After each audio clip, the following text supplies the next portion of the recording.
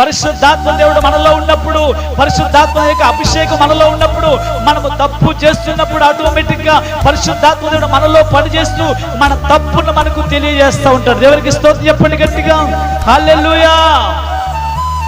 పరిశుద్ధాత్మ మనం ఎందుకు పొందుకోవాలంటే నా ప్రియ దేవుని బిడ్డలారా, అతడు మన పాపములను ఒప్పింపజేస్తాడు, మన పాపములను మనకు తెలియజేస్తాడు. దేవునికి స్తోత్రం. పరిశుద్ధాత్మ దేవుడు మనలో పని చేయకపోతే మన పాపం మనము ఒప్పుకోలేము.